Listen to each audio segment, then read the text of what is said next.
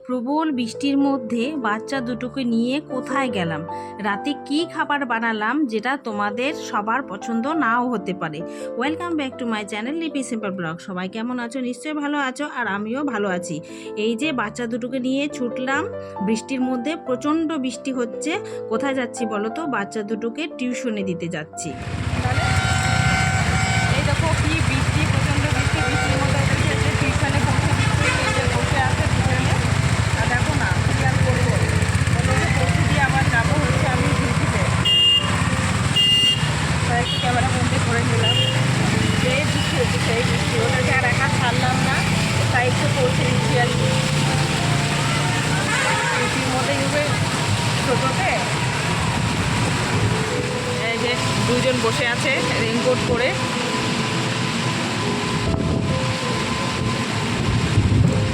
বৃষ্টি মানে কিন্তু ভালোই বৃষ্টি হচ্ছে, দেখলেই বুঝতে পারছো। দেখো কতটা বৃষ্টি হচ্ছে।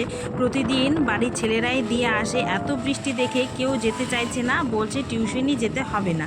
তো ম্যাম হচ্ছে আর কয়েকদিন থাকবে না। তো না আমি যেহেতু বাড়িতে এসেছিলাম আর টিউশনটা বাদ যাবে, তাই কখনো হয় বলো তো? তাই কিন্তু আমি ওদেরকে নিয়ে টোটো ধরে দিয়ে আসতে যাচ্ছি। আর বাড়ির সবার আপত্তি, কেউ টিউশনে পাঠাবে না। তো আমি ডিউটি যেহেতু যাচ্ছি, ওদেরকে পৌঁছে দিয়ে আমি ওই টোটো করে আবার চলে যাব ডিউটিতে। এখন যেতে হচ্ছে ডিউটি। চলো যাই। আর যেতে যেতে দেখো বৃষ্টির যে দৃশ্য, আমাদের চালসার জায়গাটা তোমাদের সঙ্গে শেয়ার করলাম। আর কেমন লাগছে বলো তো এই বৃষ্টির মধ্যে এই চালসা পাহাড়টা দেখতে? খুবই সুন্দর লাগছে কিন্তু, তাই না আমি ক্যামেরাবন্দি করলাম আর তোমাদের সঙ্গে একটু শেয়ার করলাম। আর খুবই কিন্তু কষ্ট হয়েছে বাচ্চা দুটোকে এই প্রবল বৃষ্টির মধ্যে নিয়ে যেতে। আর যেহেতু ম্যাম কদিন থাকবে না, তাই আর না টিউশনটা গ্যাপ দিলাম না। এই করতে করতে আমার অনেকটাই দেরি হয়ে গেছিলো। আর তবু কিন্তু আমি এলাম ওদেরকে দিতে। আর অনেকটা দূর জানো তো, আমি প্রথমবার এলাম ওদেরকে দিতে। আমি আগে জানতাম না যে এতটা দূরে ওদের টিউশন। তো ছেলেরাই আসে, আর আজকে আমি নিজেই এলাম আর কি ওদেরকে পৌঁছোতে। তো দেখতেই পাচ্ছ ওদেরকে পৌঁছে আবার কিন্তু এখন আমি যাচ্ছি ডিউটির উদ্দেশ্যে। আর দেখো বৃষ্টি প্রচণ্ড হচ্ছিল বিকেলবেলা, দেখে মনে হচ্ছে কি সন্ধে নেমে এসেছে। তো ভালোই বৃষ্টি হচ্ছিল, আর দেখতে কিন্তু বেশ ভালোই লাগছে, চারিদিকটা শুধু ভেজা ভেজা। তো চলে এলাম। আর প্রচুর প্রচুর গরম পড়েছে জানো। তো এই যে বসে বসে এগুলো কেটে নিই, রান্না করবো আর কি।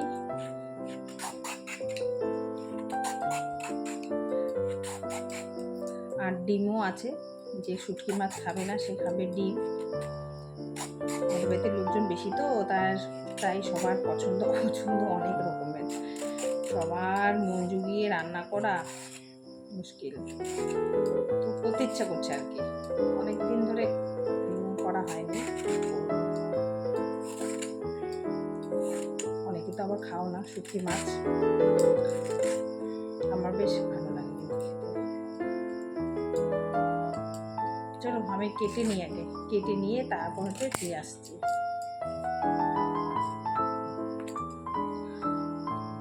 আর দিনের বেলা না খুব একটা এই যে কাজের চাপে ভিডিও করতে পারি না। তো রাত্রে একটু রান্না বান্না করি, আর সকালের কাজকর্ম একদম আমার শেয়ার করা হয় না। মর্নিং রুটিনটা হয়ে ওঠে না কাজের চাপে। যদি ওই ভিডিও করতে যায় অনেক দেরি হয়ে যায়, তাই না বাদ দিয়ে দিই। দৌড়াতে হয়, দৌড়াতে আর ভিডিও হয় না। আর এখন তো এলবি করি বলে এলবিতে আটকে থাকে মোবাইলগুলো, তাই আরও বেশি হয় না। তো চলো আমি কেটে নিয়ে তারপর ফিরে আসছি। এই যে আমি রান্না করব, এখানে চিচিঙ্গা, কি এটা ধুন্দুল, ভুলে যায় নামটা। ধুন্দুল আর আলু কেটে নিয়েছি, যে ডুমো ডুমো করে কেটে রেখে দিলাম।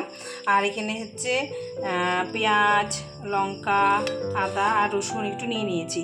আর নিয়েছি এই দেখো শুটকি মাছ। কে কে আছো শুটকি মাছ খেতে ভালোবাসো? কমেন্টে কিন্তু অবশ্যই জানাবে। আর যারা ভালোবাসো না তাদের তো একদমই ভালো লাগবে না। বাবু তো আগে আমাদের ছিচি করছে, ও গন্ধ সহ্য করতে পারছে না। এমনিতেই সেরকম মাছ খায় না, শুটকি মাছ তো আরোই খাবে না, ওর জন্য তো আলাদা রান্না হবে। যাই হোক, তা আমার তো খেতে খুব খুব ভালো লাগে। তো বাড়িতে অনেকেই পছন্দ করে, আবার অনেকেই পছন্দ করে না। তো এই যে কেটে নিলাম, ইচ্ছে করে আজকে রান্না করব, অনেক দিন খাইনি, তো খাবো আর কি আজকে। তো চলো একটু শেয়ার করলাম তোমাদের সঙ্গে, সবটাই যেহেতু শেয়ার করি তাই এটাও একটু শেয়ার করে নিলাম। তো কে কে পছন্দ করে অবশ্যই কিন্তু জানাবে।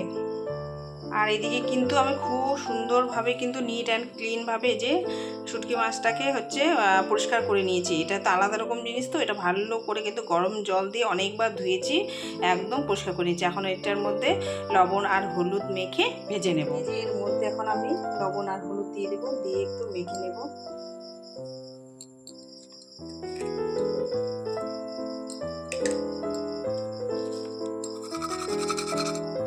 চলো এটা মেখে নিয়ে ভেজে নিই। তরকারিটি রান্না করার আগে এই যে পাঁপড় ভাজা, পটল ভাজা আর একটু ডিমের অমলেট করে নিচ্ছি।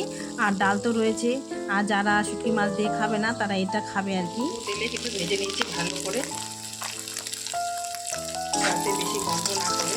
এই গন্ধ তো থাকবেই একটা, তবু মশলা করে ভেজে নিচ্ছি, রান্না করে তারপর ফিরে আসছি। ওই তেলের মধ্যে দুটো শুকনো লঙ্কা আর এই যে সাদা জিরে দিয়ে দিলাম, দিয়ে তারপরে যে এই যে পেঁয়াজ, রসুন আর লঙ্কা যে রেখেছিলাম সেটা এর মধ্যে দিয়ে দেবো।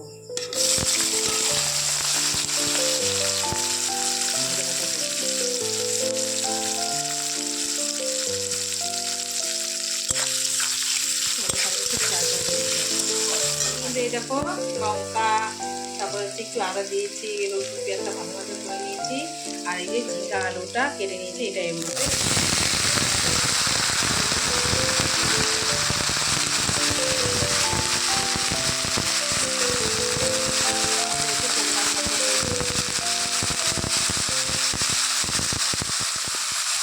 লবণ দিয়ে দিলাম,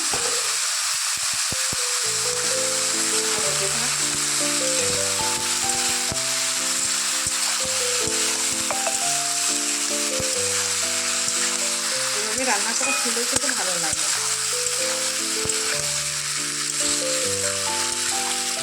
আমি রান্না করে নিই, রান্না করে নিয়ে পরে ফিরে আসছি কেমন হলো।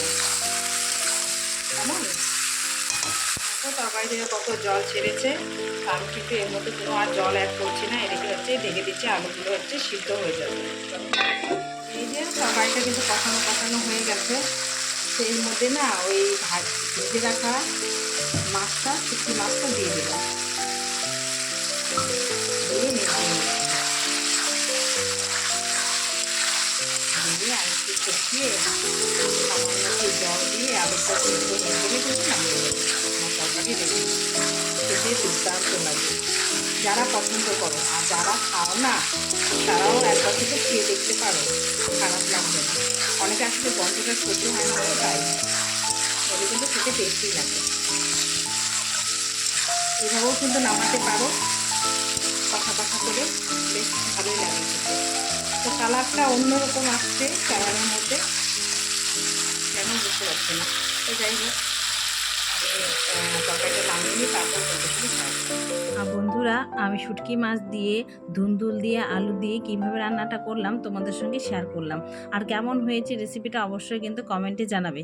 আর যারা খেতে ভালোবাসো না তারা কিন্তু এইভাবে খেতে পারো, একবার ট্রাই করতে পারো, অবশ্যই মনে হচ্ছে আমার ভালো লাগবে। আর এদিকে কিন্তু রান্না কমপ্লিট হয়ে গেছে। তো এখন এই যে প্লেটে একটু তুলে নিলাম, আর হচ্ছে এখন সবাইকে সার্ভ করে দেব। আর কেমন লাগলো আবারও জিজ্ঞেস করছি, অবশ্যই কমেন্টে জানাবে, অপেক্ষায় থাকবো। সবাইকে গুড নাইট জানিয়ে আজকে শেষ করলাম।